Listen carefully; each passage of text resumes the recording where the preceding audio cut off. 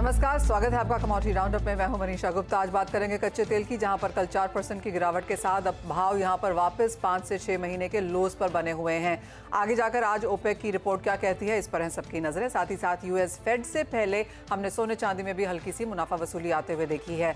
बात हम आज यहाँ पर करेंगे हीरे की, जहाँ पर ज्यादातर इस साल में मुनाफा वसूली देखने को मिली थी, लेकिन पिछले 3 महीने में यहाँ पर लोज से अब खरीदारी देखने को मिली है। हीरे में कितनी चमक बाकी है, इस पर करेंगे चर्चा। साथ ही बात करेंगे दालों की, जहां पर येलो पीस का इंपोर्ट ड्यूटी घटाने के बाद अब बात की जा रही है कि चने में भी ऐसे कुछ मूव्स लिए जा सकते हैं। इन सब पर बात करने के लिए हमारे साथ हैं एचडीएफसी सिक्योरिटीज के अनुज गुप्ता, कुंवर जी ग्रुप के रवि देओरा। हम बात करेंगे कृष्णा डायमंड ज्वेलरी के founder and MD Ghanshyam Dholakia से, और ब्रेक के बाद हमारे साथ होंगे आईपीजीए के चेयरमैन बिमल कोठारी। आप सभी का कार्यक्रम में स्वागत है। घनश्याम जी, सबसे पहले तो आपसे हीरे के बारे में जानना चाहेंगे, क्योंकि भावों में यहाँ पर एक बढ़त देखने को मिली है। इनिशियली यहाँ पर अच्छी खासी करेक्शन थी। अगर हम पिछले 12 महीने की बात करें तो लगातार प्राइसेस यहाँ पर गिरते हुए नजर आए थे, लेकिन अब जिस तरह से हीरे में भाव स्थिर हुए हैं, थोड़े से बड़े भी हैं, आपको लगता है खरीदारी यहाँ पर अब बनती हुई नजर आई है?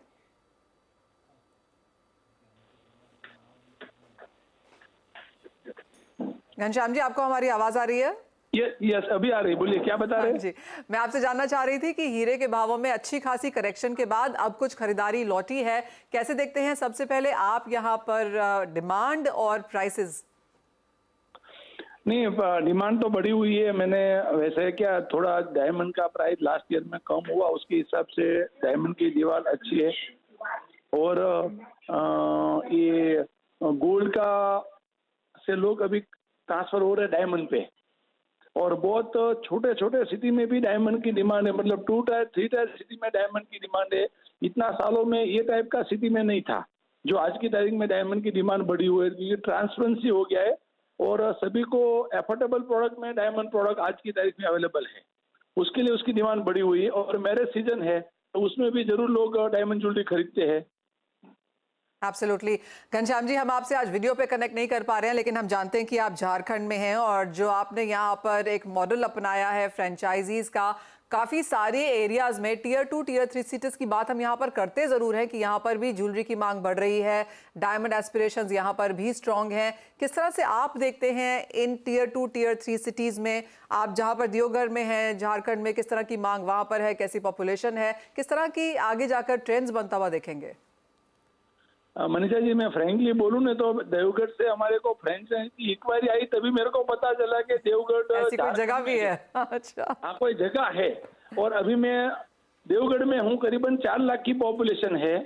और सबसे बड़ी बात है, इधर तनिष्क का शोरूम है और सेकंड शोरूम कृष्णा का खुल रहा है। तो मतलब ये टाइप के सिटी में भी लोगों को डायमंड ज्वेलरी चाहिए और ट्रस्ट वाला प्रोडक्ट चाहिए। सबसे इम्पोर्टेंट आज की तारीख में है कि जहाँ पे ट्रस्ट है वहाँ पे लोग डायमंड ज्वेलरी खरीदना पसंद करते हैं। और सबसे बड़ी बात है कि देवगढ़ वाले कंज्यूमर इतने अच्छे हैं, और लकी है कि जो बॉम्बे में, दिल्ली में जो प्राइस से कृष्णा मिल रहा है वो प्राइस में देवगढ़ में मिल रहा है।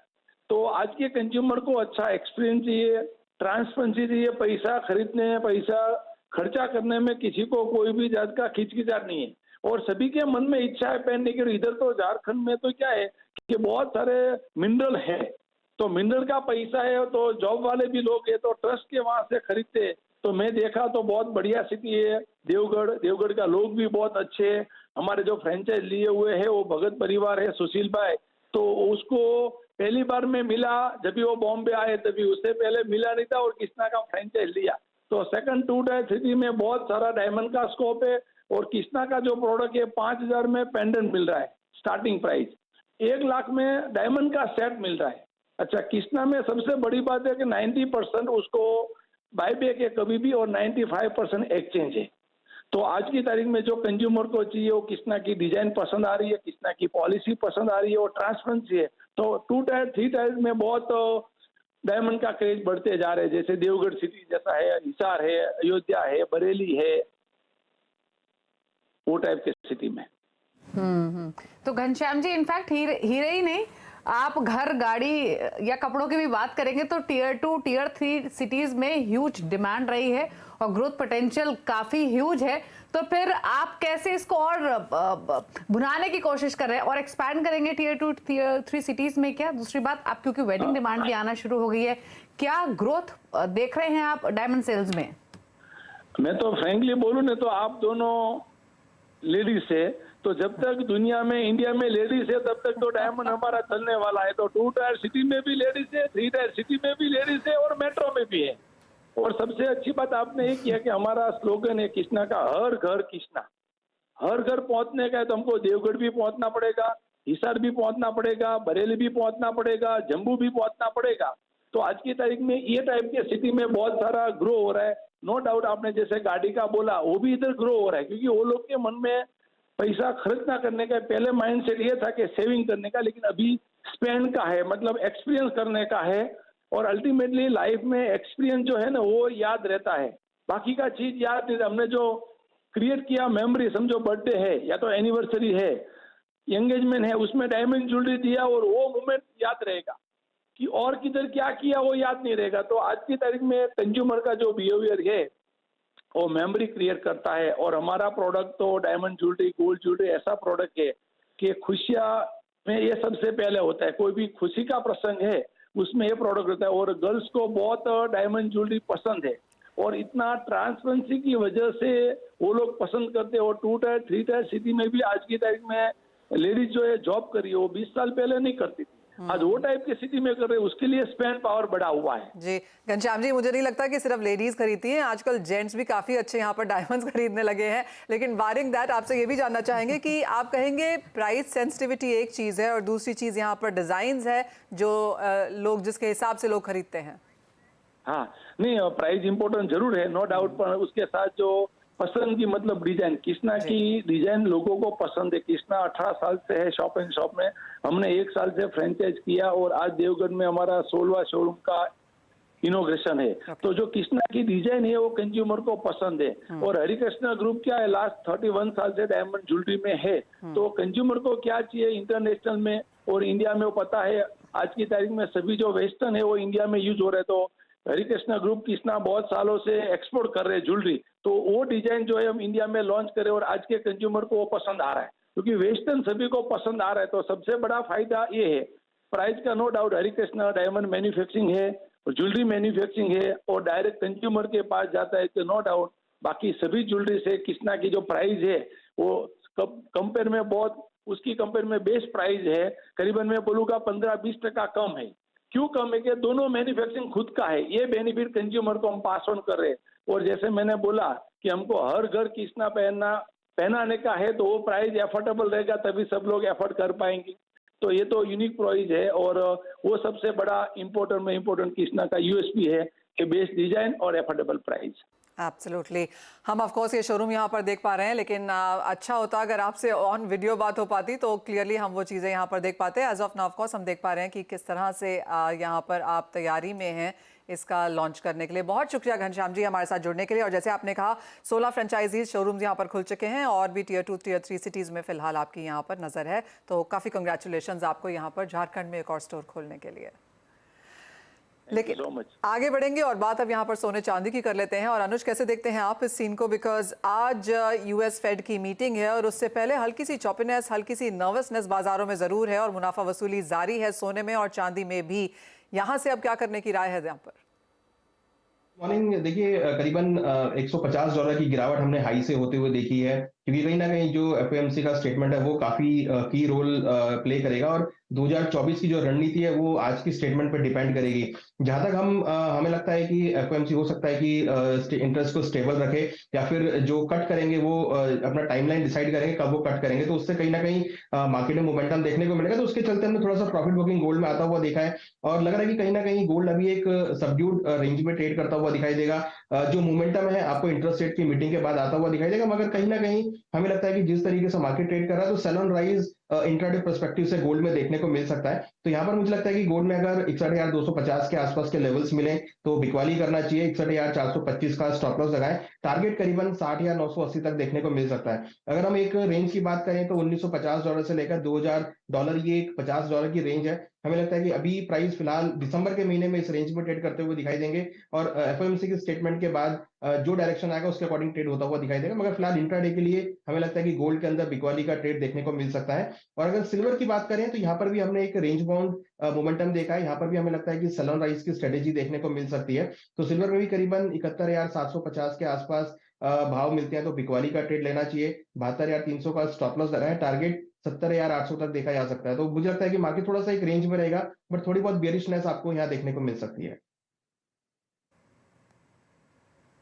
ओके, तो ये रही स्ट्रैटेजी सोने और चांदी दोनों पर। फेड मीट आउटकम पर तो नजरें बनी हुई हैं ही सभी कमोडिटीज की, लेकिन अब बात कच्चे तेल की भी कर लेते हैं, जहां पर हमने प्राइसेस करेक्ट होते हुए देखे हैं। $73 के आसपास ब्रेंट आ चुका है। Record crude oil production US, Canada, Brazil जैसे मार्केट्स में भी, और साथ ही डिमांड अभी भी कमजोर बनी हुई है और आउटलुक अगले साल के भी वीक ही बना हुआ है। रवि भी हमारे साथ बने हुए हैं। रवि, क्या व्यू है इन लेवल से कच्चे तेल पर? डेफिनेटली लगातार करेक्शन है। चाइना लगातार निराश कर रहा है, पर्टिकुलर सप्लाई के कंसर्न के साथ। चाइना का भी आज रियल एस्टेट सेक्टर को काफी बड़े डेवलपमेंट की होप थी आज उसके इकोनॉमिक कॉन्क्लेव से। उसके अलावा उसके अदर इकोनॉमिक पैरामीटर्स में भी काफी बड़े अनाउंसमेंट की एक्सपेक्टेशन थी, वो भी लैग कर गया, उसमें कुछ आया नहीं। तो पर्टिकुलर इस हिसाब से भी डिमांड भी कंसर्न है, तो शॉर्ट टर्म में ये सबड्यूट रहेगा। पर्टिकुलर आज इन्वेंट्रीज के डेटा काफी इंपॉर्टेंट हो गए, क्योंकि इन्वेंट्रीज नीचे आ रहे, प्रोडक्शन बढ़ रहा है, बट यस आज के डेटा के तक मुझे लग रहा है कि थोड़ा प्राइसेस पे सेलिंग प्रेशर बना रहेगा। हालांकि ध्यान रखें, इंटरनेशनल मार्केट में ब्रेंट में 70 to 70 का काफी अहम सपोर्ट है। नहीं लग रहा है कि उसके नीचे ज्यादा सस्टेन होगा। प्राइसेस इतने करेक्ट हुए तो थोड़े शॉर्ट कवर भी हो सकते हैं, बट इंट्राडे पर्सपेक्टिव से जनवरी कॉन्ट्रैक्ट है वो 5770 के करीब चल रहा है। जनवरी कॉन्ट्रैक्ट में बेच के चले। स्टॉप लॉस लगाए 520 का एक छोटा स्टॉप लॉस रहेगा। डाउन साइड 5700 तक के टारगेट नेक्स्ट कॉन्ट्रैक्ट में, और जो करंट कॉन्ट्रैक्ट है उसमें 5630 तक के लेवल की मैं उम्मीद कर रहा हूँ। तो ये यहाँ पर मूव्स कच्चे तेल में बन सकती हैं, लेकिन मेटल्स पे भी एक बात करेंगे। और अनुज, यहाँ पर फिर कुछ चॉपीनेस देखने को मिली है, एक डायरेक्शन क्लियर होती हुई नजर नहीं आ रही। चीन में जो मीटिंग हुई है उससे कोई बहुत क्लियर स्टिमुलस मेजर निकलता हुआ नहीं दिखा। कैसे देखते हैं आप ओवरऑल सेक्टर को? देखिए, बेस मेटल काफी टाइम से एक रेंज में ट्रेड कर रहा है। अगर हम कॉपर को पर्टिकुलर देखें तो 700 से लेकर 720 की रेंज यहाँ पर मेंटेन होती हुई दिखाई दी है। हालांकि एल्युमिनियम में थोड़ी सी प्रॉफिट बुकिंग देखने को मिली है, जिंक अभी भी स्टेबल है। तो ओवरऑल अगर आप देखेंगे तो बेस मेटल उतना परफॉर्म नहीं कर पाया जितना हम एक्सपेक्ट कर रहे थे। हालांकि छोटी बड़ी इसमें एक जो तेजी और लोअर लेवल पर देखने को मिली है। मुझे लगता है कि अभी फिलहाल एक रेंज बाउंड मोमेंटम रहेगा यहाँ पर बेस मेटल में, बट कहीं ना कहीं हमें लगता है कि मार्केट जो है डेफिनेटली चाइना से नेगेटिव क्यूज देता हुआ दिख रहा है। कुछ ज्यादा पॉजिटिव क्यूज नहीं आ रहे। इवन क्रूड के भाव भी नीचे आए हैं, तो कहीं ना कहीं उसकी वजह से भी एक सेलिंग प्रेशर एक्टिव होता हुआ दिख रहा है। तो मुझे लगता है कि यहाँ पर भी आपको थोड़ी सी बियरिशनेस देखने को मिल सकती है। तो कॉपर के अंदर मुझे लगता है कि बिकवाली के साथ ट्रेड दिखा जा सकता है। करीबन 715 के आसपास लेवल्स मिले तो बिकवाली करें। 719.80 का स्टॉप लॉस रहा है, टारगेट करीबन 707 706 तक देखने को मिल सकता है। तो थोड़ा सा सेंटीमेंट आज हमें लग रहा है कि नेगेटिव हो सकता है। हालांकि एफओएमसी के स्टेटमेंट से और इकोनॉमिक आउटलुक से कुछ पॉजिटिविटी आ सकती है, मगर फिलहाल तब तक मुझे लगता है कि बेस मेटल काउंटर में भी थोड़ी बहुत आपको बिकवाली के साथ ट्रेड देखने को मिल सकता है। ओके, तो ये रही स्ट्रैटेजी बेस मेटल्स पर, जहां पर कॉपर में भी बिकवाली की राय दी गई है। 706 के लक्ष्य नीचे की तरफ, 719 का स्टॉप लॉस आप रख सकते हैं। शुक्रिया अनुज, शो में आने के लिए। रवि दुर्रा हमारे साथ बने रहेंगे। ब्रेक पर एग्री कमोडिटीज पर तो फोकस करेंगे ही, साथ ही साथ बात करेंगे पल्सेस की भी। विमल कोठारी हमारे साथ बने हुए हैं, India pulses and grain merchant association के चेयरमैन। एक छोटे से ब्रेक के बाद जल्द वापस आते हैं।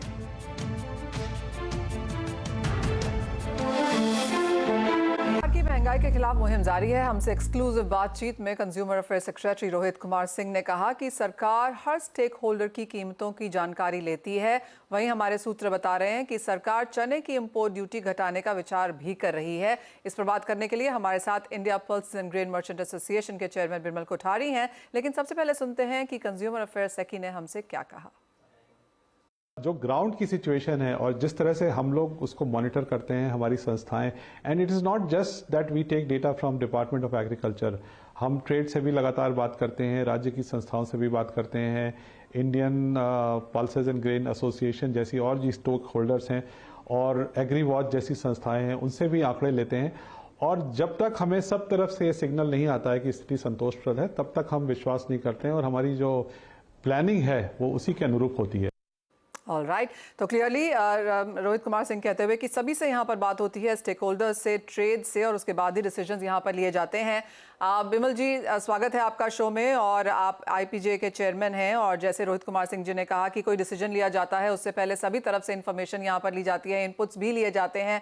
अब जो लेटेस्ट बातचीत हो रही है, ऑफकोर्स आपसे पीली मटर की इंपोर्ट ड्यूटी पर तो बात करेंगे ही, लेकिन अब जो नई खबर बाजार में है कि चने की ड्यूटी भी यहाँ पर घटाई जा सकती है, किस तरह का इनपुट आपका है उस वजह में, उस तरफ से?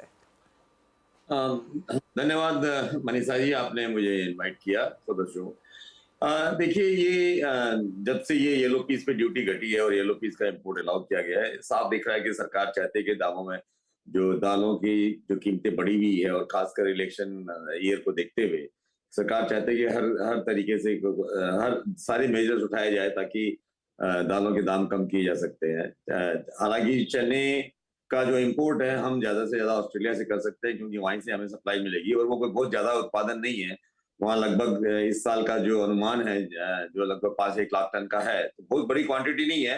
अगर वहां से इंपोर्ट ड्यूटी हटा भी जाए तो हमें कोई बहुत बड़ी सिग्निफिकेंट क्वांटिटी नहीं मिलने वाली है, लेकिन एक साइकोलॉजिकल, एक सेंटिमेंटल उसका इफेक्ट जरूर आएगा मार्केट में। हाँ, येलो पीस का जो इंपोर्ट अलाउ किया गया है और उसमें जो ड्यूटी घटाई गई है, उससे बाजारों में काफी असर पड़ा है। सभी दालों में लगभग काफी मंदी आई है।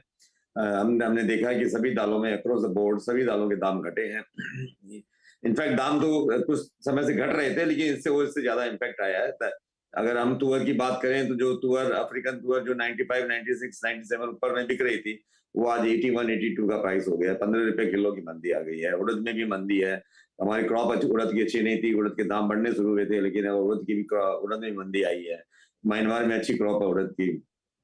मटर के अंदर में जो सरकार ने जो ये इंपोर्ट अलाउ किया, इससे ये हुआ है कि जो ड्यूटी इन्होंने जीरो ड्यूटी रखी है, इससे $75 से $100 पर टन, जैसे ही सरकार ने इंपोर्ट खोला है इंटरनेशनल मार्केट में, $75 से $100 बढ़ गए हैं। तो इससे कैनेडियन और जो रशियन एक्सपोर्टर्स हैं उनको इसमें काफी फायदा मिला है हमारी इस पॉलिसी। लेकिन मैं समझता हूँ कि सरकार को फूड इन्फ्लेशन कम करना है, सामने इलेक्शन ईयर है, तो उसको देखते हुए सरकार ने कदम उठाया है। इससे जरूर दामों में जो वृद्धि है रुकी है, और दाम इनफैक्ट सभी दालों में, जैसा मैंने बताया कि सभी दालों में मंदी आई है। तो और ये मंदी मुझे लग रहा है, लेकिन ये जो सरकार का जो डिसीजन है वो सिर्फ 31 मार्च 2024 तक का है कि जो मटर है इन्होंने सिर्फ 3 महीने के लिए खोली है, क्योंकि जो भी कार्गो इंपोर्ट होना है वो 31 मार्च के पहले इंडिया में इंपोर्ट होके उसके आउट ऑफ चार्ज, कस्टम से आउट ऑफ चार्ज हो जाना चाहिए। तो इसका मतलब कार्गो को जो है कम से कम 15 मार्च तक यहाँ पे इंडिया में लैंड हो जाना चाहिए। तो ये कनाडा से कार्गो आने में अगर वेसल आता है तो कम से कम 30 दिन लगता है, और जो कंटेनर आते हैं वो 45 से 60 दिन लगते हैं। फिर भी 4 से 5 लाख टन का इंपोर्ट होने का अनुमान है। तो इससे जरूर एक बार जो प्राइसेस में जो है उसमें जरूर उसमें ये जो सरकार ने कदम उठाया उससे जरूर मंदी आएगी। मंदी आई। बिमल जी ऑलरेडी हमने प्राइसेस ऊपरी स्तरों से थोड़ा सा हल्के होते हुए देखे हैं, तो दो चीजें आपसे और पूछना चाहेंगे क्विकली। एक तो इन मौजूदा स्तरों से भी भाव और कितने नीचे आने की संभावना है, पहली, और दूसरी ये, अगर हम रबी क्रॉप की सोइंग की बात करें तो कुछ चिंताएं बनी हुई हैं, किस तरीके की पूरी सिचुएशन दिख रही है सोइंग पर्सपेक्टिव से? देखिए, रबी क्रॉप में जो सबसे बड़ा उत्पादन जो हमारे होता है चने का होता है। चने में जरूर लगभग अभी जो हमें, हालांकि ये अनुमान सही नहीं है, लेकिन जो अभी अनुमान में मिल रहे हैं लगभग पूरी जो चने की सोइंग है लगभग खत्म सी हो रही है। अभी भी थोड़ी सी बाकी है, लेकिन मोस्टली चने की सोइंग पूरी हो गई है। और 5 से 10% चने की जो बुआई है पिछले साल से वो इस बार कम हुई है। तो इसलिए एक ये जो इम्पोर्ट जो सरकार ने येलो पीस का किया वो भी उसका भी इफेक्ट है, क्योंकि चना हमारे यहाँ सबसे बड़ा उत्पादन होता है। मसूर की देखिए, मसूर की जो उपलब्धि है वो इस बार हमारे काफी अच्छी मात्रा में इंपोर्ट हुआ है। मसूर के जो भाव हैं वो एमएसपी के नीचे ही हैं, उससे ज्यादा नहीं है। और अभी जो प्राइस चल रहे हैं इसमें हो सकता है थोड़ी बहुत मंदी, क्योंकि देखिए दिसंबर, जनवरी और ये 15 फरवरी तक का जो पीरियड है इसमें दालों की डिमांड बहुत कम रहती है। और हमारे यहाँ भी क्रॉप्स के हार्वेस्ट, अभी हमारे तुअर की हार्वेस्ट शुरू हो गई है, शुरू होने वाली है, और जनवरी एंड से चने की हार्वेस्ट शुरू हो जाएगी। तो हमारे यहाँ क्रॉप की भी जो हमारी भी अराइवल्स है, हमारी क्रॉप की अराइवल्स वो भी शुरू हो जाएगी।